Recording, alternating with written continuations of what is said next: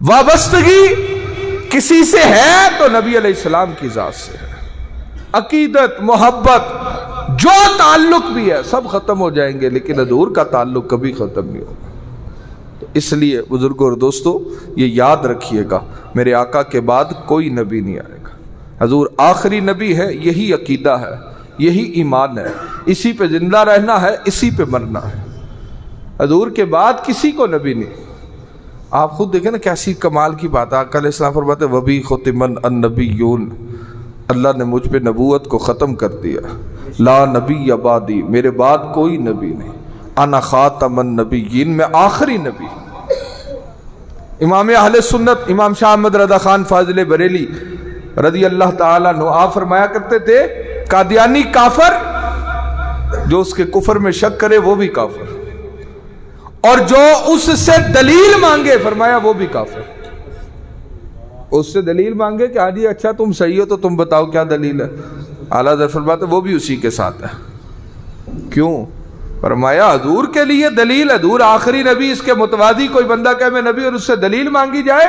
دلیل مانگنا نرمی کا گوشہ ہے کہ شاید ہو سکتا ہے کوئی ہو. فرمایا لیکن میرا نبی آخری نبی ہے، اس میں شک ہی کوئی نہیں ہے. وَمَا أَرْسَلْنَاكَ إِلَّا رَحْمَةً لِّلْعَالَمِينَ کہہ کر آپ دیکھیں الحمدللہ رب العالمین، لفظ عالم تھا، عالم کی جمع عالمین آئی، الف لام اضافی لگا گیا، اضافی لگا کے قانون یہ بنا. فرمایا جتنے جہان ہیں اللہ سب کا پالنے والا.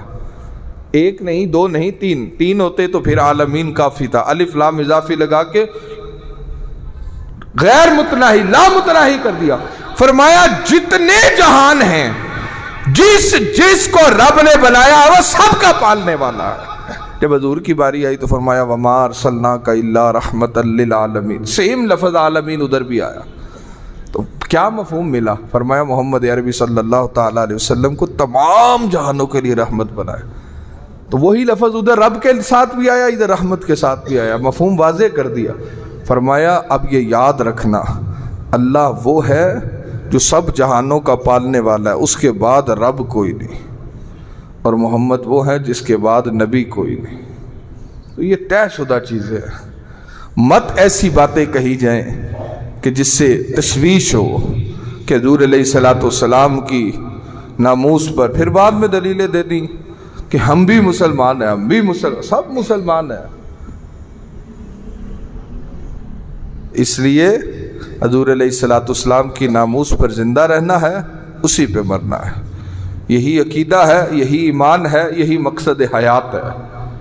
آقا علیہ السلام آخری نبی ہے، اس پہ کوئی کمپرومائز نہیں، کوئی دلیل نہیں، کوئی جھول نہیں، کوئی وجہ نہیں کہ ہم یہ کہیں کہ حضور آخری نبی نہیں. کوئی دلیل نہیں، کوئی رعایت دیتے. پتہ آپ کو آئین میں قانون میں یہ چیزیں لکھی ہوئی ہیں. قادیانی اپنی عبادت گاہوں کو مسجد نہیں کہہ سکتے. کیوں لکھا لکھنے والوں؟ اس لیے کہ جب آئین نے ان کو کافر کہہ دیا تو مسجد تو اسلام کا سمبل ہے، مسجد مسلمانوں کے ساتھ خاص ہے. ہندو اپنے مندر کو مسجد کہہ سکتا ہے؟ نہیں کہہ سکتا. عیسائی کہہ سکتا ہے گرجے کو مسجد؟ نہیں کہہ سکتا. کیوں؟ یہ ان کا سمبل ہے. مسجد اللہ کا گھر ہے، مسلمانوں کے ساتھ خاص ہے. تو جب قادیانی مسلمان ہی نہیں ٹھہرے تو وہ اپنی عبادت خانے کو مسجد کیسے کہیں گے؟ عبادت خانہ تو لکھ سکتے ہیں، مسجد نہیں لکھ سکتے. مینار نہیں بنا سکتے، اپنے مذہب کی ترویج نہیں کر سکتے، اشاعت نہیں کر سکتے. جب قانون بنے، آئین بنا، تو قادیانیوں نے عالمی عدالت انصاف میں جنیوا میں جا کے مقدمہ دائر کیا پاکستان کے خلاف کہ پاکستان میں ہمارے اوپر بنیادی حقوق ضبط کیے جا رہے ہیں، ہمارے اوپر پابندیاں ہیں. 15 جج بیٹھے، یہودی عیسائی جج، 15 ججوں کی سیٹنگ ہوئی اس مقدمے کو سننے کے لیے کہ قادیانیوں کا دعویٰ صحیح ہے غلط ہے.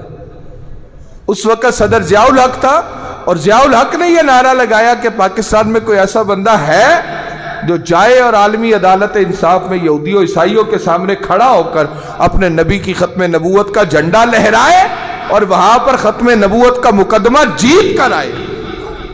تو اس وقت اللہ تعالیٰ نے جسٹس پیر محمد کرم شاہ الازہری کو یہ عزت دی. آپ گئے اور آپ نے عالمی عدالت انصاف میں نبی پاک کی ختم نبوت کا جھنڈا بلند کیا، دلائل کے انبار لگائے. 15 میں سے 9 6 سے مقدمہ جیت کر آئے. 15 ججوں کی عدالت میں جو غیر مسلم اکثریت سے بیٹھے تھے، وہاں پر پیر کرم شاہ الازہری 9 ججوں نے مانا کہ یہ پاکستان کا مقدمہ صحیح ہے، آخری نبی محمد عربی ہے۔ یارو جب غیر مان رہے تھے تو اپنوں کو کیا تکلیف ہے؟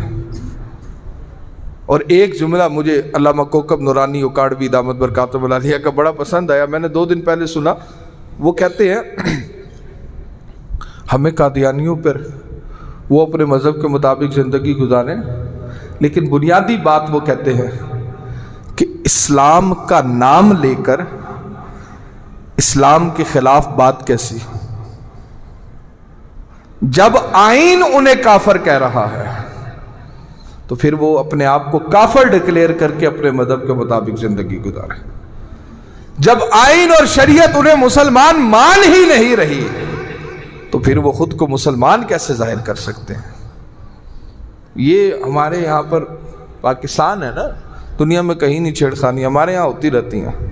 وہ جس کو رب تھوڑی سی عزت دیتا ہے وہ پھر اسی پہ شروع ہو جاتا ہے، لیکن بھول جاتے ہیں دارا رہا نہ جم نہ سکندر سا بادشاہ، تخت زمین پہ سینکڑوں آئے چلے گئے، کتنے پہلے بھی آئے تو وہ بھی چلے گئے، اب والے بھی چلے جائیں گے۔ صدا نام رہے گا تو یا اللہ کا رہے گا یا محمد رسول اللہ کا رہے گا۔ حضور کا نام مٹنے کے لیے نہیں آیا، حضور کا نام جھکنے کے لیے نہیں آیا، یہ تو وہ نام ہے جو اس سے جڑتا گیا وہ عزتیں پاتا رہا، اول بھی آج بھی۔ بلال حبشی کو کون جانتا تھا؟ بلال حبشی کو کوئی جانتا تھا؟ کالا سیاہ چہرہ، لیکن حضور کے ساتھ نسبت پائی تو پھر کیسا؟ اقبال کہتے تھے چمک اٹھا جو ستارہ تیرے مقدر کا، تجھ کو حبش سے اٹھا کے حجاز میں لایا، ہوئی اسی سے تیرے غم کدے کی آبادی، ایک سجدے کے بدلے 1000 آزادی۔ وہ آستانہ چھوٹا تجھ سے ایک دم کے لیے، کسی کے عشق میں تو نے مزے ستم کے لیے۔ جفا جو عشق میں ہوتی ہے وہ جفا ہی نہیں۔ یہ حضرت اقبال کو عزت ملی میرے نبی کے نام سے ملی، صحابہ کو مقام ملا حضور کے نام کی وجہ سے، اہل بیت کو عزت ملی نبی کے نام کی وجہ سے۔ آپ کہیں گے شاہ جی وہ تو قریب کے لوگ تھے، میں کہوں گا بعد والوں کو بھی عزت ملی انہی کے نام کی وجہ سے۔ آپ اٹھائیں تاریخ کے اوراق، علم دین کو کوئی جانتا تھا؟ علم دین کو کس نے عزت دی ہے؟ 18 برس کا نوجوان، لیکن پیروں کا پیر خواجہ شمس الدین سیالوی رحمت اللہ علیہ، آپ اپنے خلفاء کو کہے چلو سارے ادھر میاں والی جیل چلو، پیر مرید سارے اکٹھے ہو کے کہ پیر سائیں میاں والی جیل کوئی بڑے پیر صاحب آئے ہیں جو چلنا ہے؟ تو پیر سیال آگے سے مسکرا کے جواب دیں، فرمایا دیوانوں پیر پیچھے رہ گئے ہیں، علم دین پیروں سے بھی آگے نکل گیا۔ کیوں نکلا؟ کہ علم دین نے نبی کی ناموس پہ جھنڈا اٹھایا، حضور کی عزت کا پرچم بلند کیا، نسبت ہوئی تو بڑے بڑے پیر قدموں میں بیٹھے تھے، اور علم دین پیروں سے بھی آگے کھڑا تھا۔ پیر سیال رحمت اللہ علیہ جیسا شخص، آپ علم دین سے کہیں علم دین مجھ سے بھی کچھ مانگ لے، کہنے لگا سرکار پہلے ہم لینے والے تھے، اب ان کے ساتھ نسبت ہوئی ہے، مانگنے کی حاجت نہیں، اتنا دیا ہے انہوں نے مجھے، تو عزت ادھر سے ہی مل رہی ہے۔ قریب میں چلے جائے، ممتاز قادری کو کوئی جانتا تھا؟ کسی سے بھی نسبت ہو پہلے کوئی جانتا تھا؟ ایک سپاہی ہی تھا نا، ایک سپاہی ہی تھا، لیکن جب اس کے رسالت مآب آیا تو پھر کائنات نے دیکھا تھا کہ پاکستان کے اندر اتنا بڑا جنازہ نہ کبھی دیکھا گیا نہ سنا گیا۔ پھر کوئی جانتا تھا کہ ویل چیئر پہ بھی ایک بابا آئے گا، جو بڑے بڑے جبوں والے، بڑی بڑی دستاروں والے، بڑی بڑی آستانوں والے، جہاں سب عزتیں پا رہے ہوں گے، لیکن ایک غیر معروف شخص، غیر معروف اس معنی میں کہہ رہا ہوں کہ جو انہوں نے بعد میں عزت پائی ہے وہ پہلے نہیں تھے۔ جب تک اپنے پہلے شروع کے ایام میں صحیح بھی تھے، 9 تک صحیح تھے، حضور کے بلا امیر المجاہدین رحمت اللہ علیہ، پھر اس کے بعد جب ایکسیڈنٹ کے بعد ویل چیئر پہ ہے، کوئی سوچتا تھا؟ لوگ سمجھتے تھے اب ختم نبوت پہ ڈاکہ زدی آسان ہو جائے گی، سب سو رہے ہیں، لیکن ایسا نہیں ہوتا۔ جب ختم نبوت پہ ڈاکہ زنی ہوئی تو بڑے بڑے جب و دستار والے کھڑے رہے، لیکن بولا کوئی نہیں۔ اللہ کے نبی نے جب چنا تو اس نے فرمایا آج ویل چیئر والے کو چن کے بتا دیں گے جو معذور ہو جاتا ہے لیکن نبی کی عزت اسے پھر بھی بلند فرما دیتی ہے. پھر بڑی بڑی ٹانگوں والوں سے وہ آگے نظر آئے. اور پھر آپ نے دیکھا کہ جب وصال ہوا تو پہلے میں نے ممتاز قادری رحمۃ اللہ علیہ کے بارے میں کہا کہ پاکستان کی تاریخ کا بڑا جنازہ، لیکن جب قبلہ امیر المجاہدین کا وصال ہوا تو پھر اب پاکستان نہیں، پھر دنیا کی تاریخ کا بڑا جنازہ. اتنا بڑا نہ دیکھا گیا، نہ سنا گیا، نہ پڑھا گیا. پھر لوگ کہنے پر مجبور ہوئے.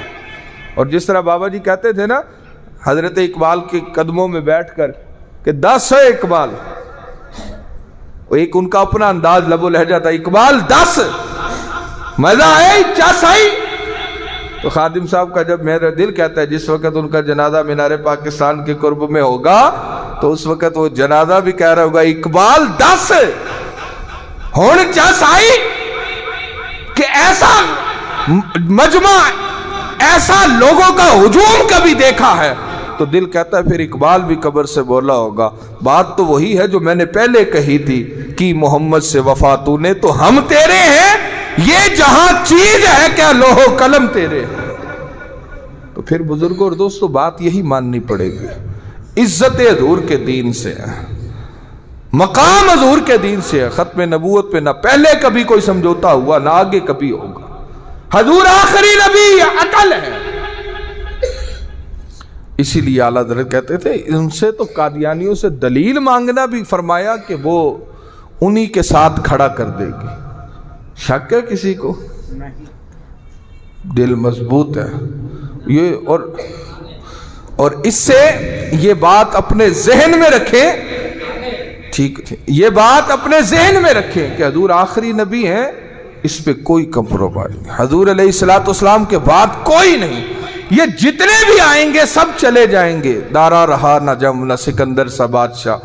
آپ استقبال کیجئے نعرہ تکبیر، کھڑے ہو کر استقبال کریں، بیچ میں سے رستہ بھی دے دیں مہربانی. نعرہ تکبیر، نعرہ رسالت، نعرہ رسالت. راستہ بناتے رہیں مہربانی. انشاءاللہ پھر جمعے کے بعد ملاقات کا سلسلہ بھی ہوگا. ہم جامعہ مسجد جمعیت القریش میں پیر طریقت رہبر شریعت مرشد کامل شیخ الحدیث و تفسیر حضرت علامہ ڈاکٹر محمد ابو بکر صدیق شاذلی دامت برکاتہم العالیہ کو خوش آمدید کہتے ہیں.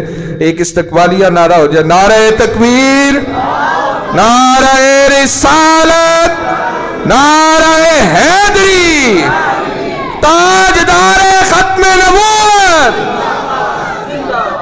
تمام احباب اپنی نشستوں پہ بیٹھیں.